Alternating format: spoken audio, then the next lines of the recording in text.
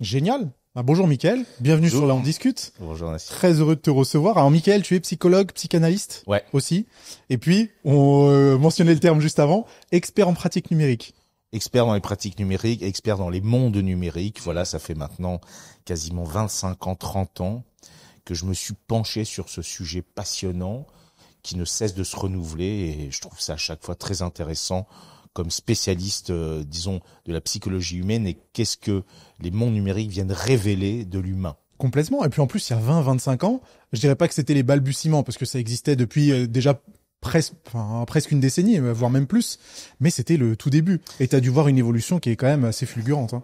Oui, j'ai vu une évolution fulgurante, j'ai vu des nouvelles formes de pratiques. Je dirais que je me suis vraiment penché sur les mondes numériques vraiment dans la bulle à Mhm. l'époque, puisque à l'époque il y avait ce qu'on appelait les skyblogs.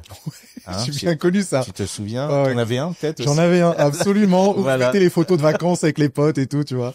c'est ça. Alors, eh bien, j'avais participé à une sorte d'assemblée sur la sécurité des jeunes et finalement moi qui ai observé déjà un peu ces phénomènes-là, je trouvais qu'il y a des choses très positives déjà à l'époque dans ces skyblogs et donc il y avait Pierre Bélanger, donc le patron de Skyrock, qui à la fin est venu me voir en disant voilà est-ce que vous accepteriez de travailler pour nous?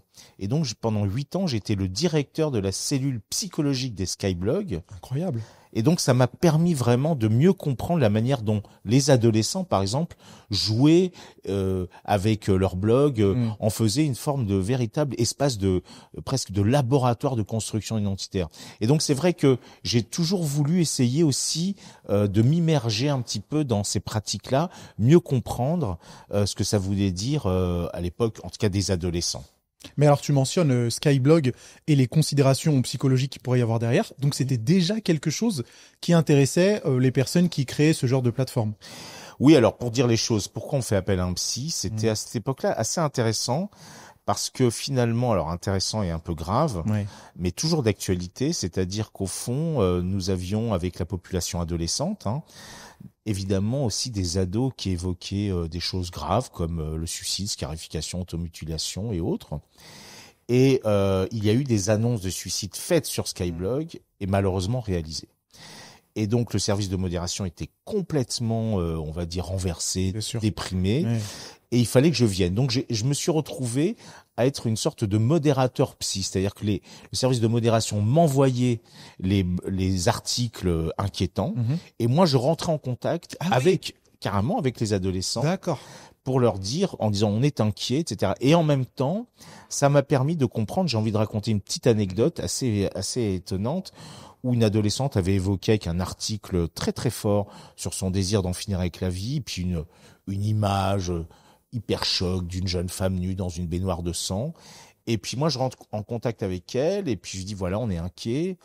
Et pourquoi écrire ce type de blog? Et elle me dit ben faut pas s'inquiéter plus que ça. Double accent circonflexe, signe d'ironie. Grâce à ce blog, j'ai eu 4000 clics. À l'époque, c'est les clics. Et d'ailleurs, j'ai 3 autres blogs. Et j'ai trouvé ça génial. Et je me suis rendu compte que la plupart des ados, c'est pas parce qu'ils avaient envie de se suicider, mais l'adolescence n'est pas forcément une période où on va toujours ultra bien. Bien sûr. Donc, C'est un peu les montagnes russes, hein, parfois. voilà. Et puis, sorte d'esthétique de la souffrance, le spleen adolescent, Complètement. etc. Et donc, elle avait besoin d'écrire, mais elle avait aussi un autre blog sur là c'était des préoccupations liées évidemment à la sexualité, l'amour, mais aussi alors c'était aussi le blog culturel. À l'époque c'était Tokyo Hotel, hein, donc ça date. Et puis le dernier qui était un petit peu ce que Facebook est devenu, c'est-à-dire au fond mon cousin il est trop mignon, la voiture de mon mon beau-frère, donc la grande banalité. Et donc on voyait bien comment les adolescents jouaient avec leur identité, puisque l'adolescence est souvent une période multifacette, et finalement la construction de l'image de soi qui est propre à l'adolescence se faisait aussi sur les réseaux sociaux. Et j'ai trouvé ça tout à fait génial, et ça m'a permis de mieux comprendre, et surtout d'avoir aussi une fonction qui était... À l'époque, on prenait beaucoup la liberté d'expression à tout prix, mais moi, je trouvais qu'il y avait un peu une non-assistance à personne en danger. C'est-à-dire que moi, je voyais des ados qui allaient très mal, scarification. Qu'est-ce qu'on fait? Et donc, avec Pierre Bélanger, on a dit il faut faire quelque chose, il faut agir, on peut pas faire tout, et on travaillait avec le Pharos, qui était la police d'Internet, mais qui avait une fonction de police secours sur des histoires lourdes, où ils intervenaient pour sauver l'adolescent qui annonçait qu'il allait, par exemple, se suicider. C'est super intéressant. J'étais pas du tout au courant qu'il y avait ce genre de modération sur les skyblogs. C'est vrai. C'est tout à leur honneur en fait d'avoir pris les devants et de s'intéresser un petit peu au bien-être des adolescents. Moi, je pense que c'était une position éthique essentielle que n'ont pas du tout les réseaux sociaux actuels, mais pas du tout. C'est un vrai problème. Mais surtout, ce que je trouvais à l'époque, alors ça fait un peu vieux combattant, mais j'aimais bien les skyblogs parce qu'il y avait le fait que l'adolescent, il y avait une forme d'exigence de créativité, pas toujours, mais on pouvait choisir sa police de caractère, la couleur, la taille. Donc déjà, il y avait un travail de mise en scène de soi qui était beaucoup plus riche que parfois où on n'est que le relais de publication d'une photo, ou à l'époque sur Facebook, on n'avait pas le choix de la police de caractère. Donc tout ça était un espace beaucoup plus créatif, ce qui à l'adolescence est génial, parce que l'adolescence, face à cette souffrance adolescente normale, la créativité est la plus belle des défenses pour justement ne pas, je dirais, pour pouvoir, comme on dit, sublimer, pouvoir transformer ce que l'on vit. C'est vrai que je suis pile poil de cette génération pour le coup. Ouais. Et je serais curieux de savoir si les gens qui nous regardent ou qui nous écoutent s'identifient aussi au Skyblog, au MySpace. MySpace, c'était un petit peu peu le même principe parce qu'il y avait aussi cette personnalisation. Ouais. Et je me retrouve dans ce que tu dis. C'est vrai que c'était une plateforme de créativité où on allait sur le Skyblog des copains pour voir quelle couleur ils avaient utilisé, comment ils s'en sortaient avec la publication des photos. Donc on retrouve vraiment ça. Ouais, et puis il y avait par exemple, on utilisait beaucoup Photoshop. C'était plus pas évident du tout. C'était primaire. C'était primaire. Il n'y avait pas de filtre. Donc finalement, on travaillait. Il y avait plus de créativité. Vraiment, c'est important. Et puis justement, moi, ce que j'ai pu vraiment percevoir, c'est comment, en effet, je me souviens d'une anecdote, comme dans toutes les classes. Donc il y a la fille populaire qui est très jolie. Et en fin de compte, il y a toujours cette fille qui est un petit peu à la ramasse, un peu qui se sent pas très bien dans sa peau, mais qui avait fait un Skyblog qui avait eu tellement de succès que tout d'un coup, elle est devenue quasiment plus populaire que la fille qui simplement jouait sur son physique. Et ça, c'était intéressant, c'est-à-dire que tout d'un coup, la créativité était vraiment première comme manière d'exister dans le regard des autres. C'était plus juste la popularité et la créativité rentrer en jeu. Quand t'as dit juste avant, quand t'as partagé l'anecdote de la fille qui avait plusieurs skyblogs pour un petit peu partager plusieurs traits de sa personnalité, mais qu'elle disait que les photos un petit peu alarmantes n'étaient qu'une façon d'avoir des clics. Enfin, je résume, peut-être que je raccourcis un petit peu le propos, mais on entre déjà dans une posture où la visibilité va être plus importante que le fond, en fin de compte, du message. Alors, ça servait les deux. Parce qu'il y avait quand même un long texte. Ok, d'accord. Qui était très très bien écrit. Moi, quand je l'ai lu, j'avais la gorge nouée. Donc on retrouve encore de la créativité dans c'est ça. Dans l'écriture du texte. Ce qui est vrai, c'est qu'elle reprenait. Il y a d'ailleurs un journal qui existe toujours, qui s'appelle Paris Match, le poids des mots, le choc des photos. Donc elle reprenait à sa cause quelque chose qui existe. Mais là où tu as raison, en effet, c'est que avec l'avènement d'Internet, quand même, disons les choses, c'est un média d'image. Vraiment d'image d'abord, et que donc finalement, comment jouer avec les images, peut-être parce qu'elles se jouent de nous.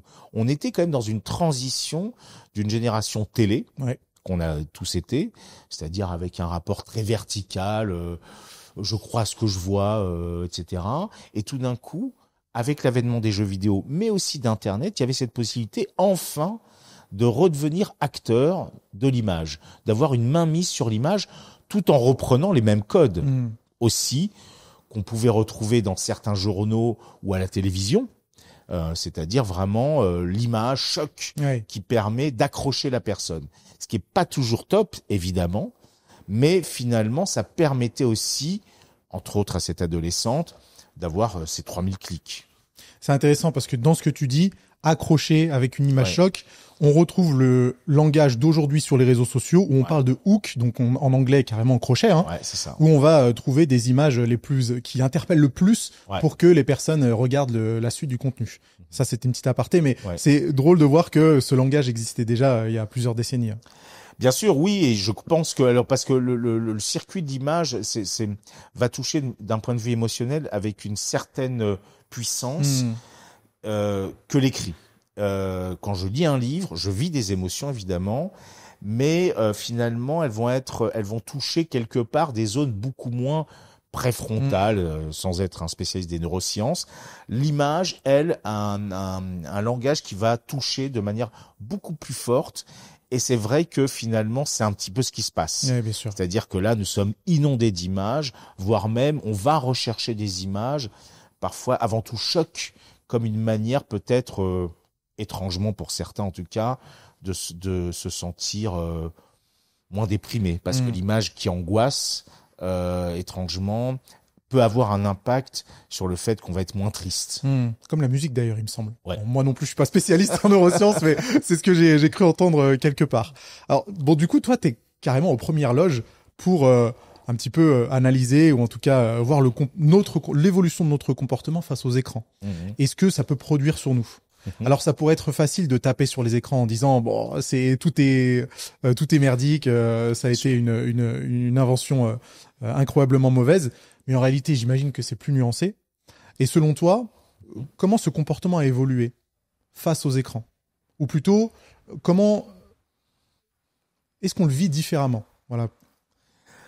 Alors c'est vrai que le premier objet interactif que moi j'ai utilisé, que j'ai beaucoup étudié, ça a été le jeu vidéo.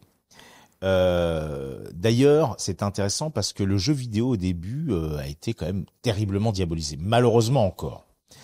Et moi, j'ai perçu dans le jeu vidéo, alors il s'avère qu'avant d'être psy, moi j'ai une formation de cinéaste. Ah, intéressant. Et oui. Donc, moi j'étais fan des images. Peu de psy travaillent sur les images, étrangement, on travaille beaucoup sur le langage, mais moins sur les images. Et donc moi déjà, l'analyse filmique, tout ça me passionnait. Et pour la première fois, quand j'ai joué à un jeu vidéo, c'était Deus Ex de Warren Spector, voilà, pour être très précis. J'ai pris, comme on dit, une claque. C'est-à-dire, à un moment, je me suis dit, il y a quelque chose dans ce médium qui me permet enfin de redevenir acteur, je reviens un peu sur cette idée, d'une image qui d'habitude m'échappe. Et il y avait quelque chose qui faisait que, pour moi, le jeu vidéo représentait comme une sorte de contre-culture d'une image terriblement verticale, très idéalisée, etc. Et ça, c'est vrai que d'autant plus qu'on pouvait y jouer. Surtout avec un jeu comme Deus Ex. Hein. Voilà. En plus. Ah donc tu connais. Bien sûr, je ouais, connais. D'accord, okay. Je connais. Bon, incroyable ce jeu, narratif, à la première personne. Et je me souviens toujours d'une scène où à un moment, mon avatar, que je ne vois pas parce que je vois que sa main, qui souvent tient un flingue d'ailleurs, à un moment se perd dans un immeuble et je rentre dans une salle de bain. Et là, je vois mon avatar qui se voit dans le reflet. En reflet dans le miroir. Donc, mise en abîme, je me suis dit, c'est incroyable, le pouvoir d'immersion, d'une puissance phénoménale. C'est pas j'ai les traits de l'acteur, c'est je suis l'avatar. Et petit à petit, alors c'est là où moi, en tant que psy, je suis intervenu, c'est-à-dire que en 2000, j'ai organisé un colloque qui s'appelait « Pour ne plus avoir peur des jeux vidéo ». Parce qu'on avait incroyablement peur. Donc il y a 25 ans déjà. Ah, il y a 25 ans. C'était, il faut bien comprendre que comme toute nouvelle culture émergente, la bande dessinée, le rock'n'roll, il y a toujours eu des peurs. Et en fin de compte, moi, mon travail, c'est d'analyser les peurs. Donc je me suis dit, qu'est-ce que ça vient dire, toutes ces peurs? Donc c'est en général d'abord violence, hein. Évidemment, puisque finalement, tout d'un coup, on avait l'ado qui branche sa console sur la télévision du salon. Qui peut tuer des gens ou écraser des passants. Carrément. Je suis une maman qui aime son enfant, qu'elle trouve tellement beau, et il joue à GTA. Oui, il écrase. Ça fait un choc. Ça fait un choc. Ouais. Où on tue des gens. Donc c'est vrai que finalement, je dis, tout en oubliant que le jeu a toujours été une ère de mise en scène des pulsions agressives. Même comme une petite fille joue avec sa poupée, il lui arrive de lui arracher la jambe, hein, et de lui enfoncer. Alors après, elle la coiffe. Voilà. Quand un garçon construit un grand Lego, un de ses grands kiffs, c'est de le faire tomber. Donc il y a toujours eu cette mise en scène, sauf que là, c'était en image. Et à l'époque, Médiamétrie avait fait une enquête en disant 45% des Français pensent que ce que dit le journal de TF1 est vrai. Ah oui. Ce qui est grave. Ça veut dire que... Non, c'était 90%, c'était énorme. Et moi qui venais du monde des images, on a appris que même un journal télévisé, c'est construit comme un film, c'est une fiction. Et que finalement, tout d'un coup, le jeu vidéo venait comme me dire, mais tout ça, c'est de la mise en scène, je peux finalement ne plus sacraliser l'image, je peux la désacraliser, je peux attaquer l'image, je peux jouer avec les images. Et c'est ça que je trouvais génial. Ah oui, ouais. Voilà, comme ça, c'est vrai cette idée que voilà, je ne suis plus dans cette, à l'époque, c'était la messe télé, on avait les prophètes de la rue et compagnie qui nous disaient comment il fallait être. Ouais, où il y a cette passivité où on reçoit le message sans le remettre en question, bien sûr. Voilà. Et donc c'est la raison pour laquelle j'ai tout d'un coup, dans le cadre d'un centre médico-psychologique à Pantin, et Pantin qui est dans le 93, était la ville où malheureusement il y a eu le plus grand nombre de troubles du comportement violence. Il y avait énormément.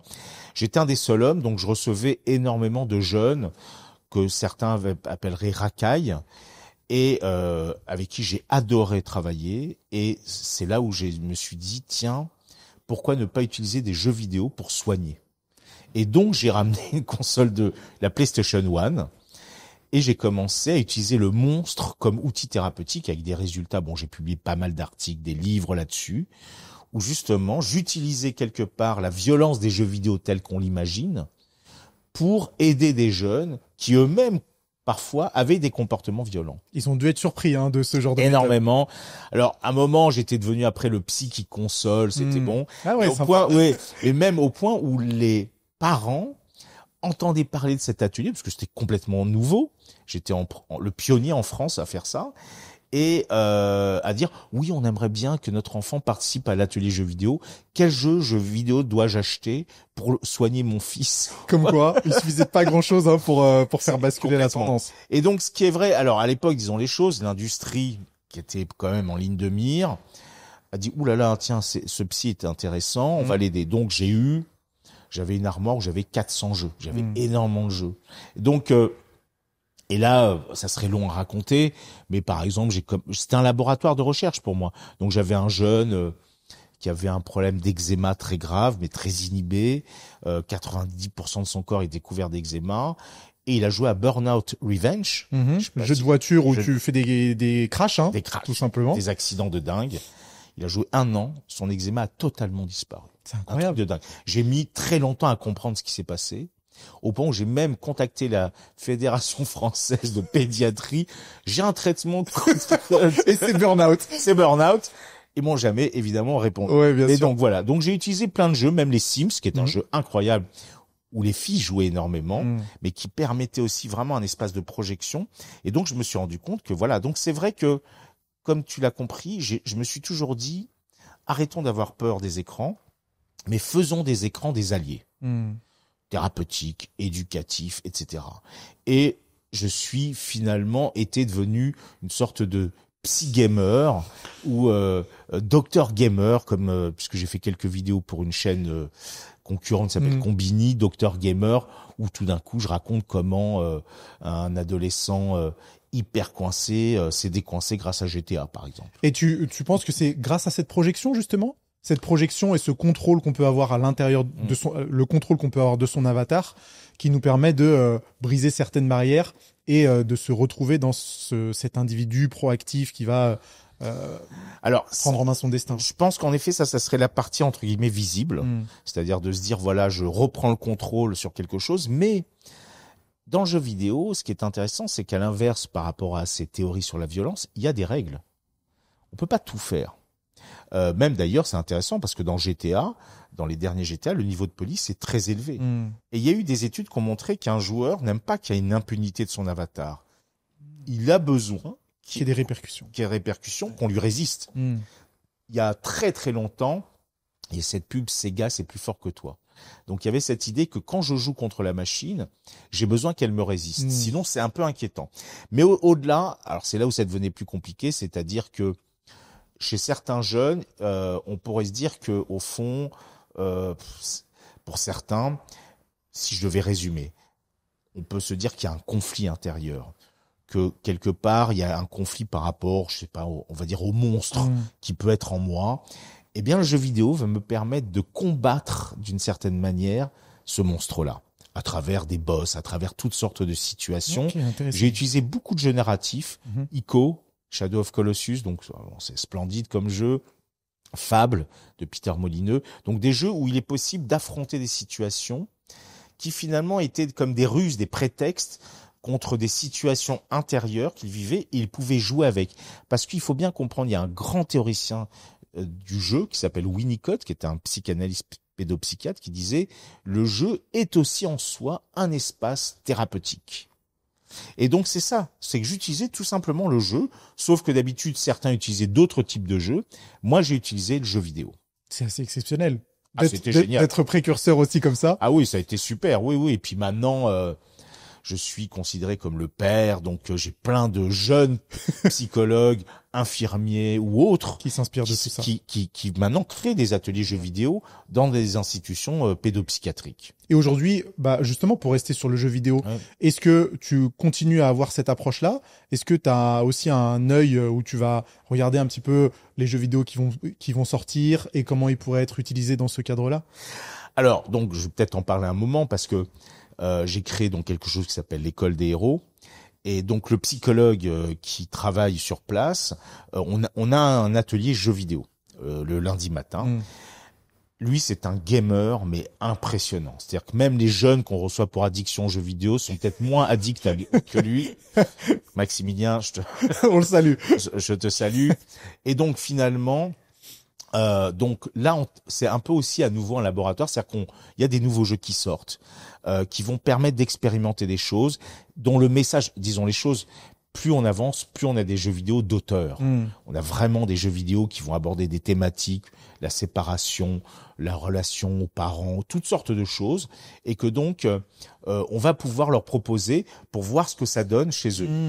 Voilà. Il y a évidemment donc ces jeux comme Detroit Become Human, qui est un jeu très narratif que les streamers aiment beaucoup et voilà, beaucoup tout à fait. Mais on a pu tester des jeux ultra durs comme Dark Souls 3 pour confronter les jeunes à la question de l'échec. Dark Souls, pour ceux qui ne connaissent pas, bon, tu te fais tuer toutes les 3 minutes. Voilà. Et ça met à mal ton endurance. C'est ça.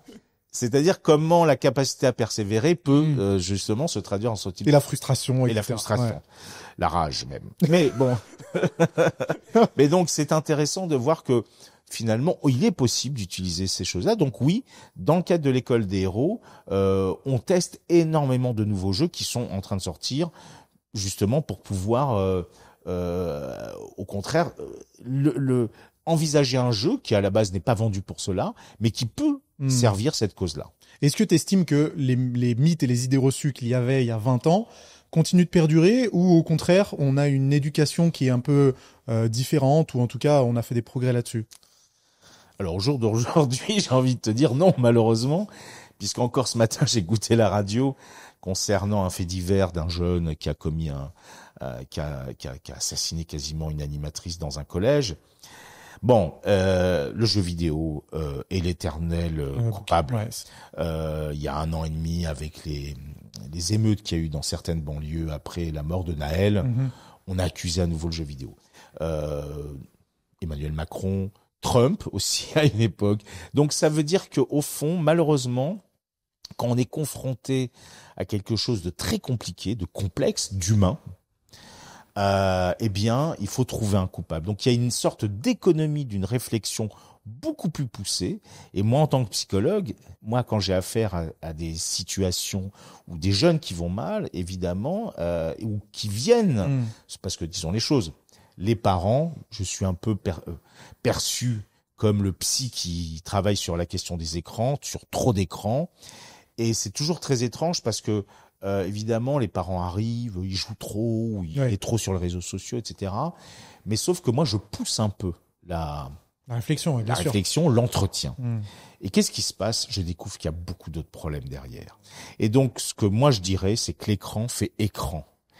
Évidemment, sur d'autres situations beaucoup plus compliquées. C'est rarement la source du problème, on pourrait dire. C'est quasiment jamais la source du problème.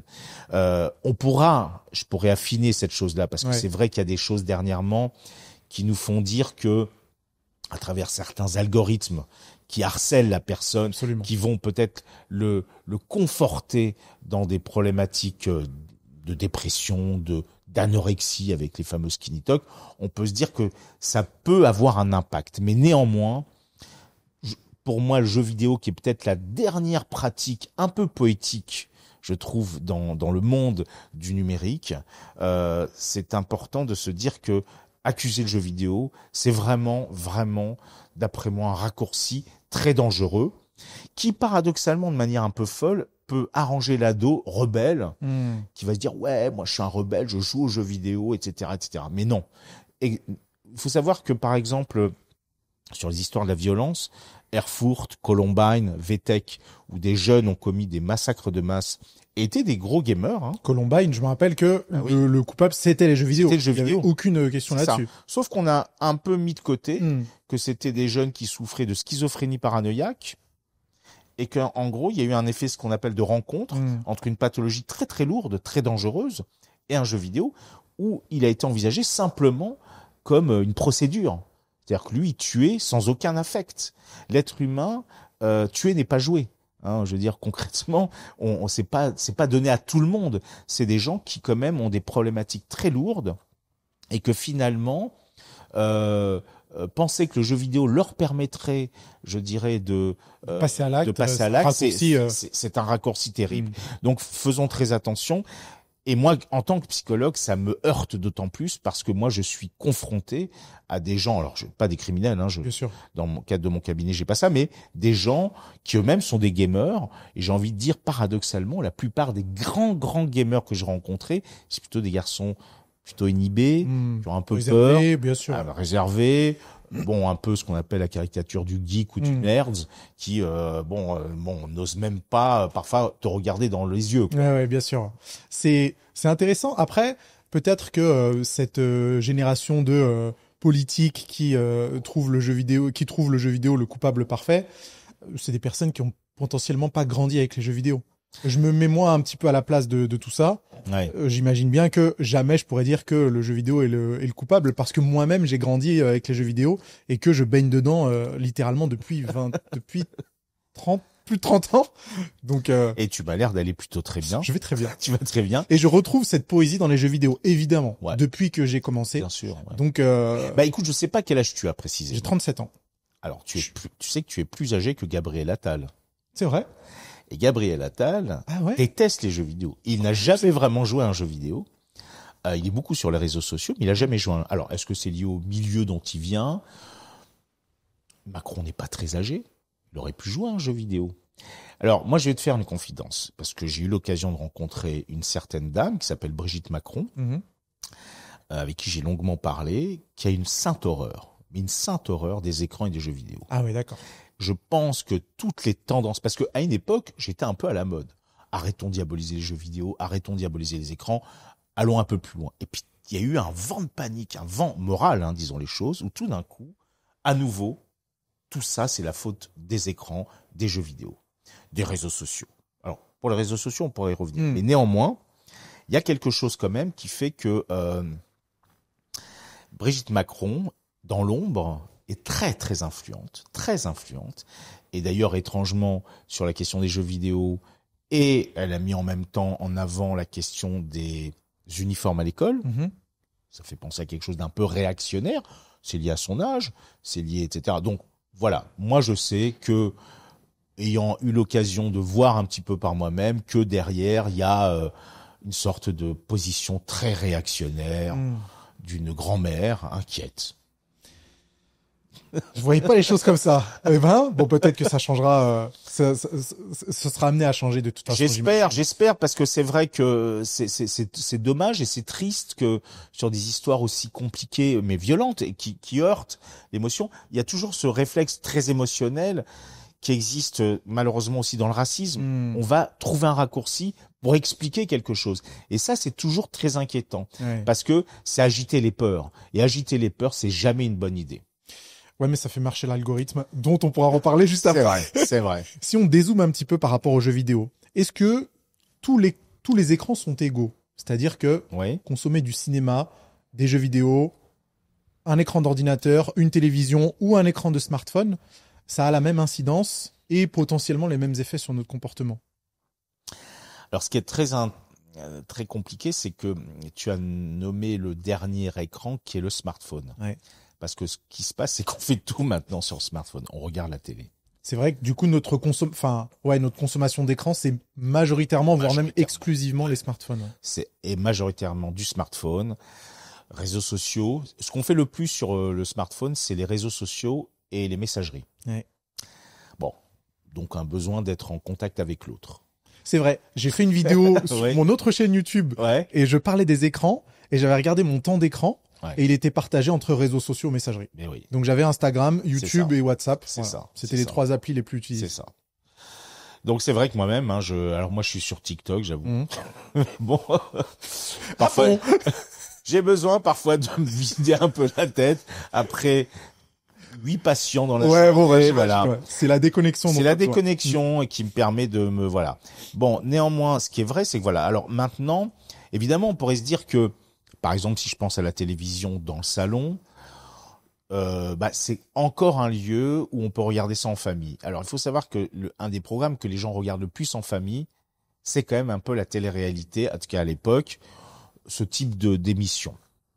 Ce qui est vrai, c'est que oui, ça permet de dire t'as vu lui, elle, etc. Fait ci, ils ont fait ça, etc. Fait ci, donc ça permet Ça génère de la discussion. C'est ça. Ouais. Moi, ce que je trouve un peu triste, c'est que si je rentrais dans une maison lambda, un appartement lambda, tout le monde est seul face à son écran. C'est ça qui est peut-être un peu inquiétant. Et c'est pour ça que par rapport à ces formes de diabolisation, on va dans le sens d'interdire l'écran au moins de 16 ans. Parce que c'est peut-être ce qui va se passer. Moi, je prône autre chose. Je prône à nouveau l'idée de faire des écrans des alliés dans la dynamique familiale. Ça veut dire quoi? C'est ce que je vais avec mes propres enfants partager. D'ailleurs, quand on regarde la sortie d'un collège ou lycée, alors je dis ça parce que j'en ai juste en face de chez moi. Moi, je vois les ados, ils sont là. Ah, t'as vu la dernière vidéo? Et je te montre le téléphone. Pourquoi ça se fait pas en famille, ça?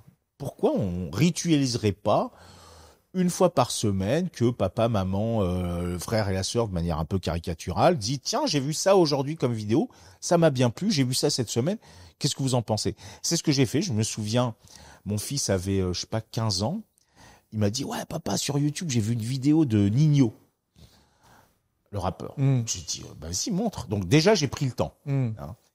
J'ai regardé, j'ai dit putain, c'est excellent, j'adore. Et moi, je lui ai après fait entendre IAM ou NTM, je sais plus. Voilà. Et donc, on a échangé. Alors, première chose, tout d'un coup, il m'a appris quelque chose. C'est énorme. Parce qu'un père qui reconnaît que son fils lui apprend quelque chose, ça aide énormément. Je lui ai évité peut-être 2 ans d'analyse. Donc, et puis. Attends, quand tu dis ça aide énormément, c'est par rapport à quoi? Parce que ça valorise. C'est important de valoriser. Ça valorise l'enfant. Ça valorise l'enfant. Et c'est-à-dire, parce que souvent, les pères, non, tu vas rien m'apprendre, c'est moi qui peux t'apprendre. Non. Les ados peuvent nous apprendre des choses. Il faut accepter. Donc ça, c'est intéressant. Mais avec ma fille, on avait commencé une partie de Sims City. Et je me souviens, entre 2 patients, ma fille m'appelle en panique. Oui, est-ce que je dois investir plutôt dans le fer ou dans le verre? Génial. Donc moi, j'ai dit, voilà, moi je fais des écrans des alliés dans la dynamique familiale. Et donc on partage un peu plus. Et ce qui est vrai, mes enfants sont pas du tout accros. C'est très étrange. J'ai remarqué que plus on interdit, plus on en fait un objet de convoitise, transgression. Bien sûr. Donc ça donne vachement envie. Et surtout, disons les choses, et je fais référence à une étude qui est parue dans une revue geek qui s'appelle Wired, qui est une revue geek américaine, qui dit que finalement les plus connectés, ce sont les 35-49 ans. C'est-à-dire nous. Alors, moi un peu plus maintenant, mais donc, c'est vraiment l'idée que les parents sont les plus connectés. À l'inverse de ce que l'on croit, les ados, toute la journée, ils sont au collège-lycée.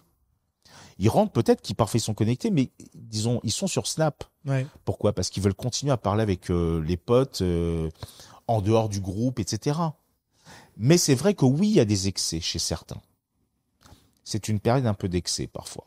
Déjà, tu viens de m'apprendre que la génération la plus connectée, c'était les 30-49 ans. Ouais. Et ça fait complètement sens. Ça me paraît évident. C'est complètement évident, vu comme ça, ouais, c'est vrai. Bien sûr.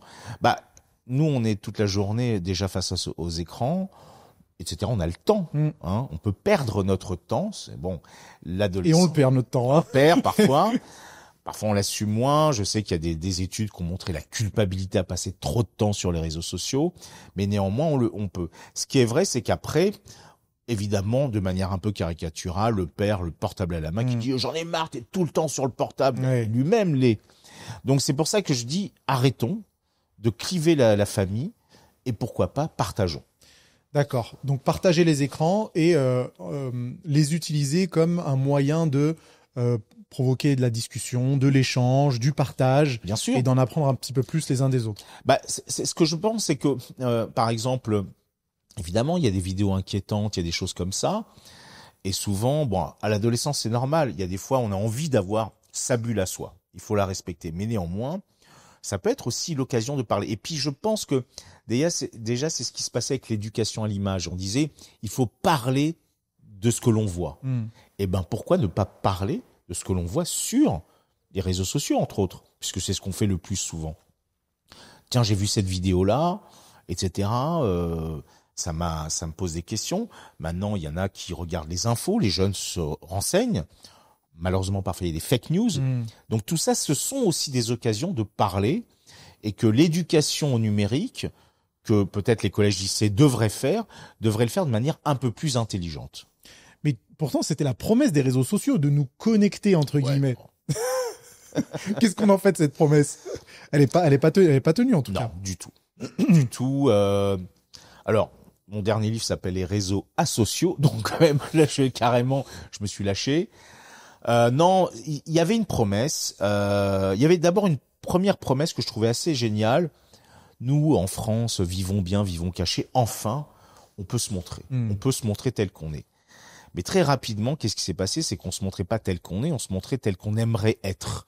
Donc, il y avait cette forme d'idéalisation d'un message qui était celui des Californiens du Nord, c'est-à-dire so good, so wow et compagnie. On va super bien, on est beau, on est grand. Une mise en scène perpétuelle. Mise en scène, on consomme bien, etc. Et puis, il y a eu cette fameuse bulle algorithmique, c'est-à-dire où petit à petit, d'ailleurs c'était assez intéressant, parce qu'à l'époque, je faisais partie d'une commission où j'avais parlé avec la directrice des affaires publiques de Facebook, où il y a trop de propos haineux, donc ce qu'on va faire, c'est qu'on va créer un algorithme qui fait qu'on va vous présenter que des gens qui pensent comme vous et qui aiment les mêmes choses. C'était le début de la fin. Alors que justement, la socialisation, c'est quoi? C'est aller à l'encontre de ce confort et c'est d'aller vers l'étranger. Bien sûr, être confronté à des choses qu'on n'a pas l'habitude de... Celui qui pense différemment, etc. Et donc, je trouvais qu'à ce moment-là, il y a quelque chose d'assez glauque qui s'est passé, c'est-à-dire cette fameuse bulle qui fait qu'on va petit à petit être enfermé dans un type de pensée. Et si, par exemple, j'ai des pensées d'extrême droite un peu inquiétantes, je vais être conforté dans ces pensées parce que je suis confronté à ça à longueur de journée avec l'algorithme. Complètement, voire même, j'étais un petit peu raciste, je vais le devenir encore plus. Donc on voit bien ces dérives très inquiétantes qui ont finalement clivé la société. Mais du coup, c'est pas vraiment la faute des écrans, c'est plutôt la faute de l'algorithme au final. Oui, alors c'est par rapport à un type de modèle qui est quand même très américain. En France, on a des défauts, on n'a pas de pétrole, on a des idées. En gros, c'est intéressant de se dire que il y a encore des gens qui disent ouais, je suis pas d'accord avec toi, etc. Et puis ça entraîne une discussion. Bon. Alors, parfois en évitant la violence. Mais cette confrontation à l'autre, moi j'ai toujours dit, pour se rassembler, il faut savoir se comparer. La France est un espace multiculturel, multisocial. Pourquoi ne pas engendrer ces discussions? Et je pense que c'est important de pouvoir se confronter à la différence pour pouvoir créer une communauté, disons, de similarité, de différence et les accepter. Et de complémentarité au final. De complémentarité, complètement. Et donc, ce qu'on a vu, c'est que voilà, maintenant, oui, les réseaux sont devenus asociaux pour d'autres raisons aussi.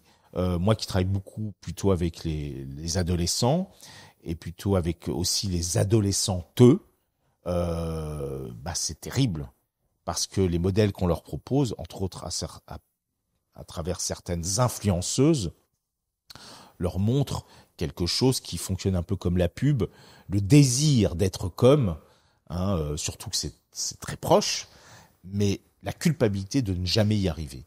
C'est-à-dire qu'on est dans une société qui s'est suridéalisée, parce que l'image c'est souvent très idéal. Et donc, lorsqu'on est une adolescente, la puberté fait que son corps prend de l'ampleur, comme plutôt chez les filles. Les garçons, par contre, eux, ils poussent. Il y a cette injustice. Et donc, on est confronté au fait que si on n'est pas à l'image de ce qu'il faudrait être, ben on déprime. Vraiment, on déprime. Et donc, moi, j'ai eu pas mal d'ados qui, d'une certaine manière, n'allaient pas forcément bien, parce qu'elles étaient chez moi déjà en tant que psy, mais néanmoins, ça en rajoutait une couche. Ça rajoutait. Donc, moi, je pense que cette question de la pression que les réseaux sociaux nous mettent en avant, c'est terrible. Et d'ailleurs, il y a une étude qui a été faite dernièrement à Bordeaux sur, je crois, plus de 1500 jeunes, donc plutôt les post-18 ans, sur leur santé mentale. C'était même plus 55% se disaient très déprimés. Et ce qui mettait en avant, la première des choses, c'est la pression à la réussite. C'est pas la guerre, l'écologie. Ça arrivait après. Et cette pression à la réussite, les réseaux sociaux sont venus les amplifier, d'après moi. Oui, ça a exacerbé le problème comme jamais. Tout à fait. Mais tu mentionnes les adolescents, mais ça ne touche pas que les adolescents au final. Non, les jeunes adultes, évidemment, énormément. Après, je pense que, par exemple, moi, mon âge, certains, le jeunisme, évidemment, a tendance à nous rappeler que, non. Mais après, justement, c'est vrai que, au fond, on accepte l'âge que l'on a, on l'intègre, on se dit que on voit les choses autrement. Peut-être qu'en effet, la maturité est aussi une valeur intéressante. Et on le relativise par rapport à d'autres qualités, comme tu dis, bien sûr, la sagesse, etc. etc. Voilà, alors même si maintenant, quand je dis certaines choses à mes enfants, ils me rappellent que non. Au moins comme ça, je suis pas d'accord. Donc on accepte en plus d'être un vieux con, voilà. Mais ça fait partie du processus. Et finalement, voilà, je dirais que ça fait partie en effet du cheminement, mais qui me permettent aussi de rester toujours en éveil et curieux. Et ça, c'est quelque chose de peut-être même une forme de naïveté encore. C'est ce qui fait que je me sens encore assez jeune. Est-ce qu'on peut revenir rapidement sur cette culpabilité à ne pas réussir? C'est ça, c'est comme ça que tu l'as formulé, je crois. Oui, c'est ça, ouais. C'est ça. Eh bien, c'est le fait qu'en fin de compte, je pense que... Alors, je vais essayer de dire simplement les choses. Pendant très longtemps, on disait range ta chambre quand on est un enfant ou un ado. Donc, c'est ce qu'on appelle une injonction. Range ta chambre. Donc, au fond, là, par rapport à ça, où on transgressait, et parfois, on s'en prenait une. Bon, à une certaine époque. Maintenant, on est plutôt dans une société. Il y a une forme de nouvelle parentalité qu'on observe depuis 15-20 ans. Des parents avec une forme de fragilité qui sont ultra attentifs au bonheur de leurs enfants, mais aussi l'enfant comme une sorte de prolongation de leurs propres idéaux. Et donc, on va lui dire, j'aimerais que tu ranges ta chambre. Et de manière assez bizarre, quand on dit j'aimerais, on met un temps conditionnel. C'est-à-dire que si tu ne le fais pas, tu ne corresponds pas à l'image idéale que j'ai pour toi. Et en plus, tu perds de l'amour. C'est très pervers. Ah ouais. Alors, je prends cet exemple. Et donc, ça met la barre toujours très haut. Et moi, je perçois chez beaucoup de jeunes, que j'ai entre autres en thérapie, mais même de manière assez globale, cette idée que, à force de mettre la barre toujours très haut, on n'est jamais à la hauteur. Et donc, on se sent coupable de ne pas être à la hauteur, mais au-delà de la culpabilité, on en souffre.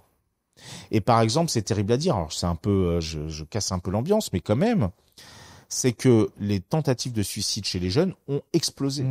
Les actes de scarification, d'automutilation aussi. Et donc, ça veut dire que quand je n'arrive pas à être à la hauteur, malheureusement, je retourne contre moi les pulsions agressives qui sont nécessaires dans la vie par l'ambition, par toutes sortes de choses. Donc on voit bien comment notre société et les réseaux sociaux, d'après moi, n'ont fait qu'amplifier comme une sorte de caisse de résonance de cette tendance, au fond, à ne plus supporter l'échec. Alors que l'échec, paradoxalement, c'est ce qui nous permet d'avancer. D'ailleurs, je veux juste faire un truc par rapport aux jeux vidéo, parce qu'on parlait de Dark Souls. Dans un jeu vidéo, c'est en perdant qu'on apprend à gagner. Et donc, il y a ce truc très, très intéressant, c'est que le jeu vidéo nous montre que c'est dans l'échec qu'on apprend. Et d'ailleurs, à l'école, c'est en se trompant que l'on apprend. Sauf qu'à l'école, quand on se trompe, on chute. C'est ça le problème. Et moi, je me souviens, quand je travaillais à Pantin, je recevais en thérapie un enfant de 12 ans au collège, et puis je lui dis de manière un peu ironique, mais de manière bienveillante, il paraît que t'es le dernier de ta classe, mais pas du tout, hein. Moi, je suis le premier de ma classe en indiscipline. Il a bien retourné la situation. Il a bien retourné, mais qui a envie d'être le dernier, hein? Donc c'était intéressant de voir que finalement c'est ça la question. Alors, il avait de l'humour, c'est génial l'humour, bien sûr. Le second degré. Et d'ailleurs, c'est peut-être pas innocent si la génération actuelle a autant d'humour, parce que l'auto-ironie, le fait de se moquer de ça, c'est comme un pied de nez à cet idéal de réussite. Voilà, je n'arrive pas à réussir, mais j'ai quand même de l'humour.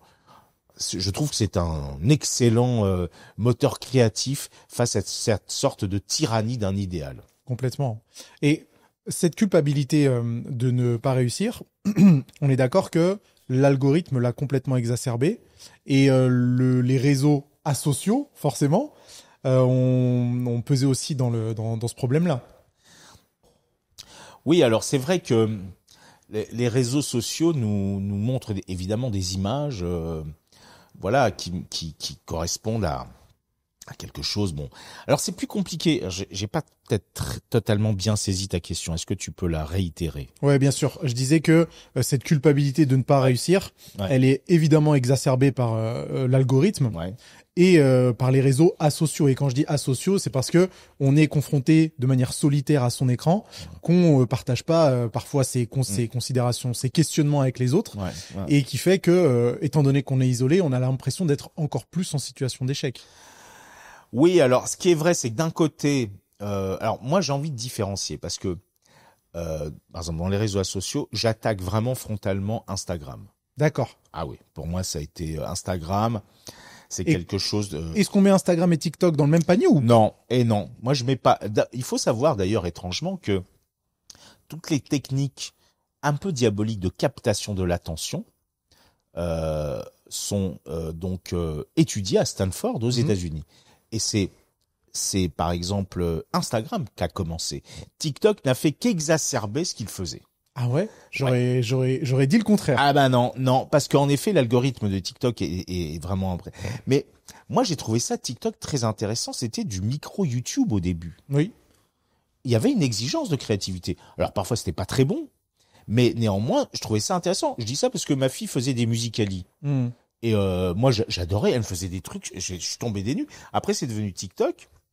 Et c'est vrai que, évidemment, mais par exemple, je dirais qu'Instagram a proposé comme un modèle très nord-californien, mais vraiment très nord-californien, dans quelque chose où justement, à nouveau, on nous montrait quelque chose de beau. Et par exemple, moi, je connais des artistes. Moi, j'ai vu des artistes qui vraiment déprimaient totalement parce que quand ils mettaient une photo de leur œuvre, quasiment pas de likes. Dès qu'ils se mettaient en photo, plein de likes. Ça explosait. Ouais. Donc, ça veut dire quoi? On a besoin de voir la tête de l'artiste. Pourquoi pas il ou elle, s'il est beau ou joli, pour pouvoir liker, etc. J'ai un pote qui est artiste plasticien, j'adore ce qu'il fait. Bah, ça marche pas. Mais quand il met son chien, qui est super laid, tu sais, ces chiens un peu laids, là, il a un nombre de likes parce que les gens like sur les chiens, mais moins sur les œuvres d'art. Donc, je me suis dit, c'est terrible. C'est terrible. Et on peut prendre ce comparatif aussi avec les corps humains. Bien sûr. Les personnes qui s'exhibent, qui sont bien sûr. beaux, je mets des gros guillemets, musclés, etc. J'en sais quelque chose, hein. J'en fais aussi un peu partie. Ouais. Ça fonctionne mieux. Et oui. Donc, il y a cette idée qu'en effet, il y a en effet cette question du beau comme quelque chose qui nous permettrait de nous sentir exister. C'est pour ça que l'image, étrangement, a changé avant, c'était un statut qui était celle d'une apparence, d'une esthétique. Et moi, je pense que l'image, avec les réseaux sociaux, est devenue presque un enjeu existentiel. Je vais te dire les choses simplement. On a parfois l'impression que si la chose n'est pas photographiée et postée, c'est comme si elle n'existait pas. Ouais. Ça, c'est complètement délirant. Et donc, on voit bien comment, justement, il est intéressant de pouvoir, à nouveau, se jouer des images. Bon, ça existe. Moi, je suis abonné sur Instagram à pas mal de fils très ironiques parce que j'en ai besoin. Toute la culture des mèmes est nécessaire. Je finis mon livre sur les réseaux sociaux en disant, alors je parle pas des haters, mais je dis la culture des trolls sont peut-être les derniers des résistants parce qu'ils se moquent du système. Et je trouve que c'est important de se moquer encore du système, d'un type de pensée majoritaire. Après, là où en effet c'est compliqué, c'est que TikTok, et c'est une problématique de modération, mais qu'il y a aussi sur Instagram, hein, c'est que le modèle économique, c'est l'économie de l'attention. Et donc ça veut dire quoi? C'est qu'ils veulent qu'on reste le plus longtemps possible. Et là, ils ont des stratégies terriblement diaboliques. Est-ce que c'est problématique ça, pour nous de rester plusieurs heures par jour sur TikTok à doom scroller? Bah alors, déjà quand tu dis doom scroller, c'est c'est pas très non, c'est pas très reluisant. Bah non, parce qu'on est un peu débile quoi sur donc cette le doom histoire. Scrolling, c'est l'idée de scroller indéfiniment. Indéfiniment, mais doom ça veut dire imbécile hein, aussi dire c'est ça. Ça veut dire qu'on est un peu débile à ce moment-là, c'est-à-dire qu'il y a une sorte de rapport presque hypnotique. Hypnotique, c'est tout à fait ça. Ah, mais c'est complètement hypnotique. Donc il y a une dimension hypnotique. Et ce qui est vrai, c'est que oui, l'algorithme repère ce que l'on aime. Et au bout d'un moment, d'ailleurs, je trouve ça intéressant. D'ailleurs, de se jouer des algorithmes. Il est tout à fait possible, parce qu'à un moment, c'est ce que je reproche parfois à TikTok. Il a repéré ce qu'on aime, et il nous sert que ça. Là où se situe un des dangers, c'est que par exemple, alors c'est assez banal ce que je vais dire, mais on sait qu'à chaque vidéo que l'on scrolle, on a une petite décharge d'endorphine, de dopamine. Dopamine, ouais. Le gros problème, c'est que c'est pas parce que, par exemple, moi j'adore le kebab, bah je vois un kebab, j'ai une décharge de dopamine. Je suis content, ça me fait plaisir, je vais bien manger. Et puis le problème, c'est que là, c'est pas un kebab, c'est à l'infini 10 000 kebabs. Donc ça veut dire que j'ai sans arrêt des décharges de dopamine. Et ça, c'est compliqué. Pourquoi? Parce que quand j'éteins mon portable et que je me retrouve dans le monde réel, j'en ai quasiment aucune. Donc finalement, là, je peux déprimer. On en rigole, mais c'est terrible. Non, c'est terrible. C'est la désensibilisation, C'est ça. Désensibilisation complète du circuit de la récompense. De la récompense. Ouais. Et ça provoque un mal-être. Bien sûr. Et c'est pour ça, toi, qui fais du fitness, finalement, tu travailles plutôt sur l'endorphine, qui est une hormone qui met beaucoup plus de temps à arriver. Le plaisir différé. Ouais. Le plaisir différé, et en même temps, elle a plus de valeur. Et c'est vrai que c'est dommage qu'il n'y ait pas suffisamment d'endorphine. Il y en aura pas d'ailleurs. Mais ce que je veux dire, c'est que ce rapport à l'effort, parce que c'est ça aussi derrière, c'est ce rapport à la capacité à travailler, à supporter. Et donc, je commence à m'interroger sur les méfaits du doom scrolling, sur notre capacité, par exemple, à regarder quelque chose qui est lent. Peut-être que tu as vu cette fameuse série qui s'appelle Adolescence. Non. Pas encore. Apparemment tout le monde l'a vu, mais pas encore. Oui. Alors c'est ultra bien fait. Mais série Netflix sur des adolescents en Angleterre, non? C'est ça. Alors c'est une manière d'aborder la question du masculinisme, etc. Mais de la violence. Mais surtout, c'est un plan séquence qui dure 1 heure. Ouais. Et moi, j'ai eu des jeunes qui m'ont dit, c'est beaucoup trop long.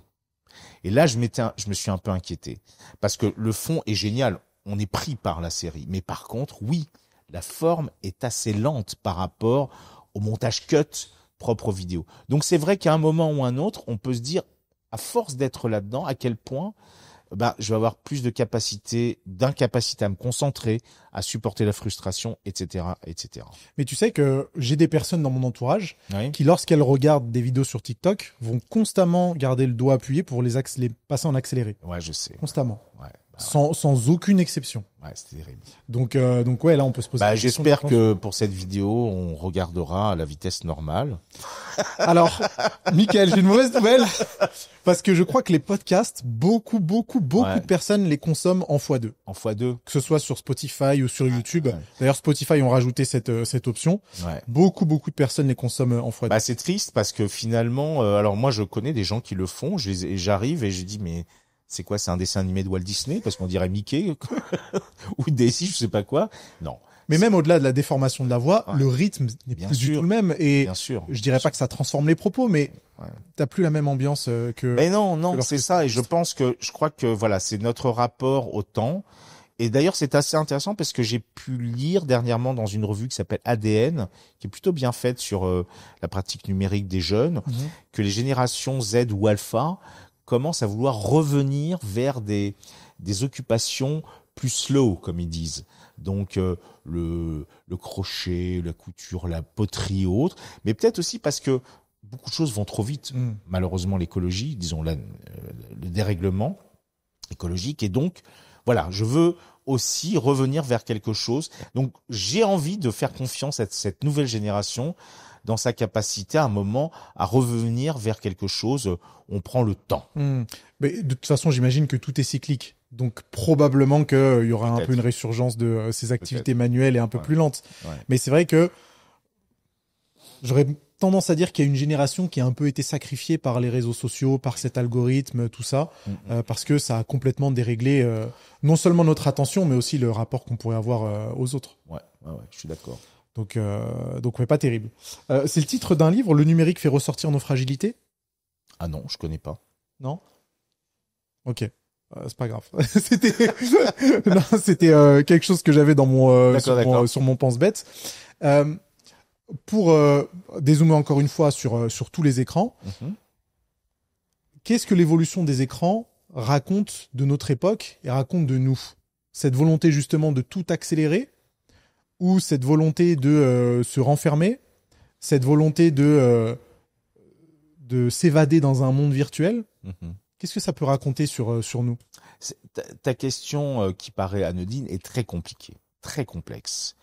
Parce que, alors, pendant très longtemps, j'avais l'idée que le virtuel, on va dire, devait être au service du réel. C'est-à-dire, au fond, comment le numérique doit garder sa place. Il est là pour nous instruire, nous divertir, etc. Mais petit à petit, on s'est rendu compte, peut-être en lien avec un modèle économique avec des gens un peu machiavéliques, que c'est l'inverse qui s'est passé. C'est que finalement, le réel sert le numérique, sert entre autres cette industrie-là. Ce qui a été une caricature lors du confinement. Ce qui est normal, on n'avait plus rien d'autre à faire. Et c'est vrai que là, à partir de ce moment-là, je me suis dit, oui, malheureusement, le numérique commence à avoir un impact sur notre manière peut-être de penser, de voir le monde, d'être en relation avec l'autre, d'aimer. C'est des grandes réflexions, beaucoup plus que je l'imaginais. Et c'est peut-être pour ça que moi qui ai toujours été plutôt quelqu'un qui, comme je te le disais, faisons des écrans des alliés, c'est pas tant des écrans, c'est voyons ce qu'il y a dans les écrans et on peut en faire un allié.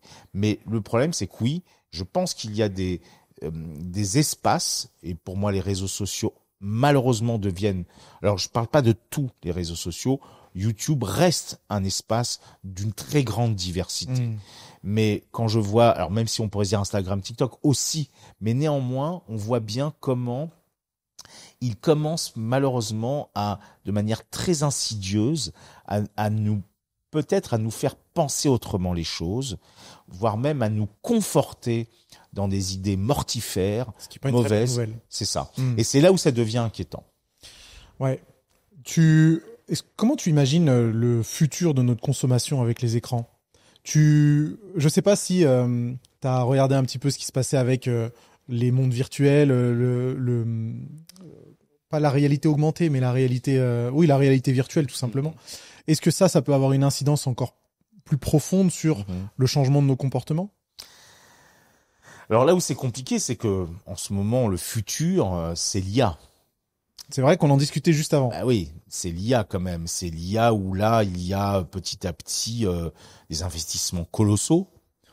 Trump a annoncé 500 milliards d'investissements. Hier, j'étais à une conférence à l'École nationale supérieure où il y avait des grands penseurs de l'IA. On voyait bien, ou même de comment est-ce que l'Europe peut rattraper quelque chose, comment il pourrait exister là-dedans. Bon, c'est un peu léger.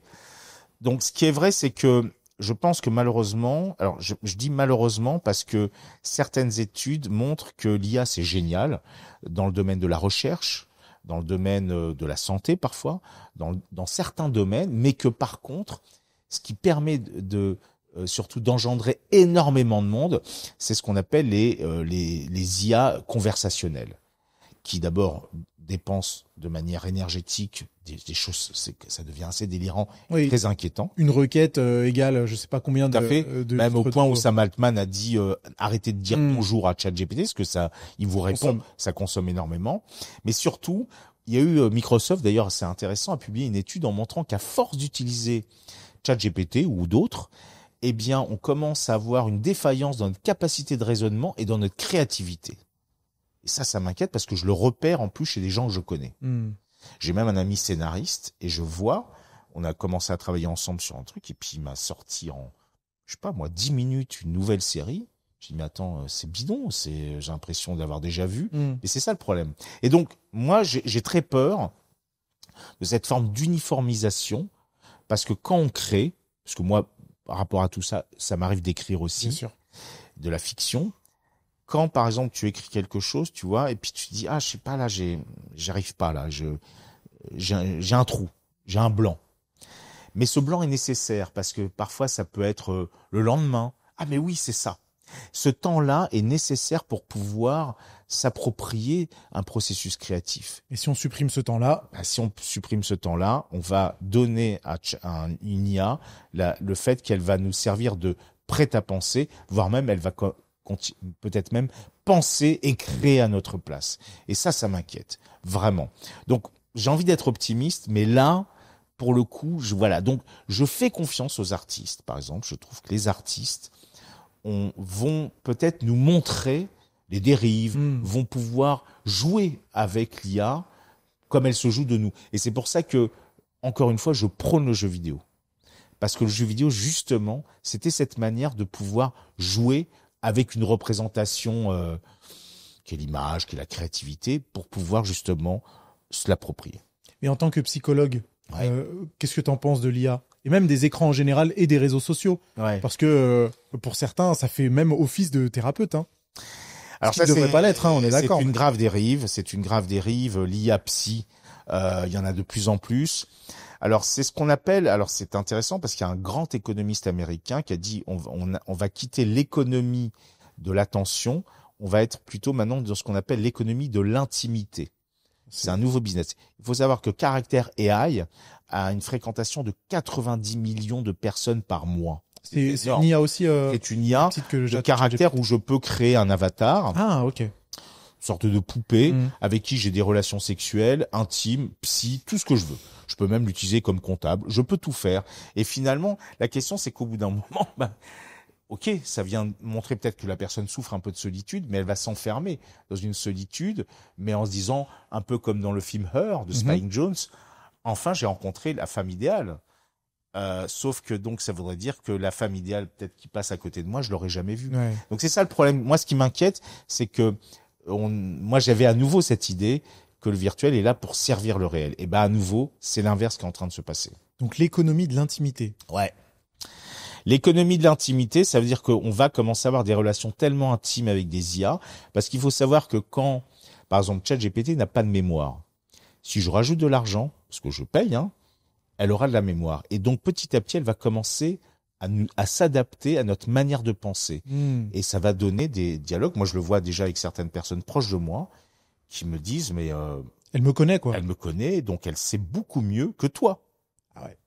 Là, donc, je vais commencer petit à petit à disparaître. Et donc, moi, en tant que psy, oui, parfois, je suis un peu inquiet, même si, heureusement, elle n'a pas encore de corps et que donc c'est aussi dans la relation. Non, mais c'est important. C'est parce que, par exemple, on est l'un à côté de l'autre que le sentiment de présence à l'autre est beaucoup plus fort. On a besoin de nos 5 sens pour nous sentir en lien avec l'autre.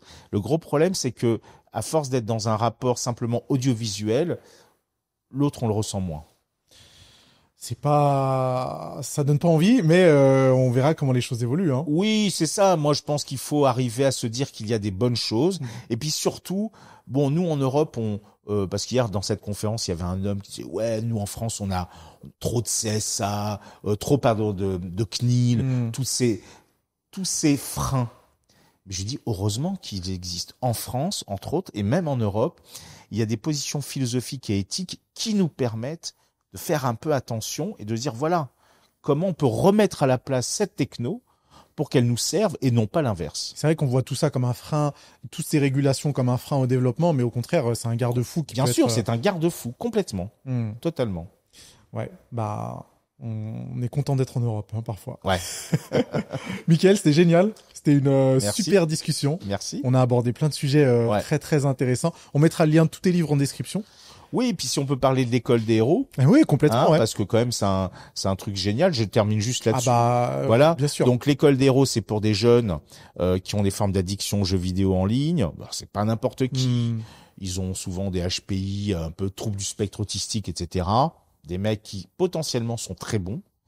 Et donc, au lieu de les hospitaliser en psychiatrie, moi je leur ai dit, OK, vous avez des compétences, utilisons-les, entraînez-vous à réaliser un jeu vidéo. Donc c'est encadré par 2 professionnels. Ça fait maintenant 5 ans que ça existe. Ça marche super bien. On a 75% de réussite. C'est ce que les Japonais appellent les hikikomori. Peut-être que tu connais. Ah non, je connais pas. Ce sont au Japon des jeunes qui tout d'un coup décident d'être reclus chez eux, et qui n'ont plus aucun rapport avec les autres. Et donc moi, je les sors. Je leur dis, voilà, on vous propose. Donc ça marche très très bien. C'est super. Et c'est vrai que c'est la dernière chose que j'ai imaginée. Je suis allé à un niveau supérieur, c'est pas jouer aux jeux vidéo, c'est créer un jeu vidéo. Et la création, à nouveau, c'est peut-être la meilleure manière, justement, de ne pas rester passif face à tous ces médias numériques. Et quelles sont les démarches, du coup? En gros, il y a un site, l'école des héros. Ça sera dans la description. Les parents peuvent tout simplement. Alors, j'ai qu'une seule unité, j'en avais 2. Dès que tu innoves, tu es toujours confronté au fait que la psychiatrie dite traditionnelle est un peu inquiète. Ouais. Mais c'est pas grave, c'est comme ça qu'on avance, c'est en innovant. Et puis c'est en passant le mot et puis en espérant avoir un petit peu de visibilité sur ça. Donc on mettra bien sûr le lien dans la description et toutes les infos nécessaires. Merci beaucoup. Merci encore Michael, c'était génial et je suis curieux de savoir tout ce que les gens qui ont regardé ce podcast pensent de tout ça. Donc n'hésitez pas à mettre dans les commentaires vos rapports avec les jeux vidéo, avec les écrans, les réseaux sociaux. Ce sera cool de pouvoir continuer la discussion dans l'espace commentaire tous ensemble. Bien. Merci Michael. Merci à toi. À bientôt, au revoir. Au revoir. Merci d'avoir visionné cet épisode complet avec Michael. J'espère qu'il vous a plu. Si c'est le cas, continuez un peu votre session visionnage. Je vous mets un autre épisode qui s'affiche juste ici. Je suis sûr qu'il va vous plaire.